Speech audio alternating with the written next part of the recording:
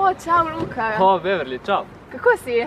Majo, jaz sem super, pa ti, kako si? Ma gre, zdaj sem končala šolo in čakam na busti.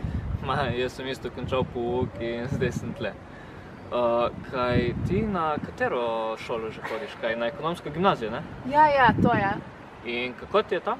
Ma iskreno super. Pač meni so vedno bile všeč finance, to kreativnost, razmišljanje izven okvirjev in vse to imamo pri ekonomiji in podjetništvu, katerih imamo vsako leto več ur. No, sliši se zanimivo, samo kaj v bistvu sploh je ekonomija, kaj delaste tam? Ma, pri ekonomiji v bistvu delamo tako, kako deluje trg, potem delnice, finance, potem naučimo se tudi kakšnih gospodarskih trikov, pa učili smo se, kako računati stroški in prihodki, kar dejansko je ful uporabno, ker ti pride prav v vsakdanjem življenju, ne? Ja, saj pač tako, kot si rekla, zdaj, ko sem te poslušal, je dosta teh stvari, ki ti pride v življenju prav, ne? Ja, saj to. In kaj sploh pač zdaj razlika med ekonomijo in podjetništvom, ker ni to eno in isto? Ma, pri podjetništvu pa imamo dosti prostega ustvarjanja, tipo ni pifanja. In ful dobro je, ker v 3. letniku ustanovimo svoje dijaško podjetje in dejansko prodajamo svoje izdelke. Je ful zabavno.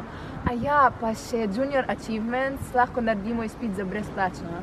Ok, dobro, vse sem razumel, samo achievement, kaj je to, stari? Kaj nisi si se slišal za to organizacijo?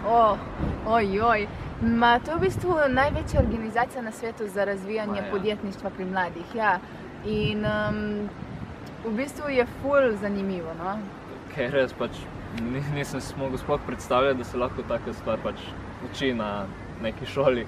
Ja. In zdaj mi je dejansko malo žal, da se nisem pisal na ekonomsko gimnazijo. Ma ne, naj ti ne bo žal, da bom se udeležil kakšnega seminarja, nam v bistvu predavajo uspešni podjetniki, kakšni strokovnjaki in ti bom že povedala. No, velja, če bo kaj zanimivega, ti me samo pokliči in se slišimo. Ja, velja, evo, sorry, ampak zdaj pa moram iti, imam bus in se vidimo. Ok, smo na vezi, ajde Beverly, čau.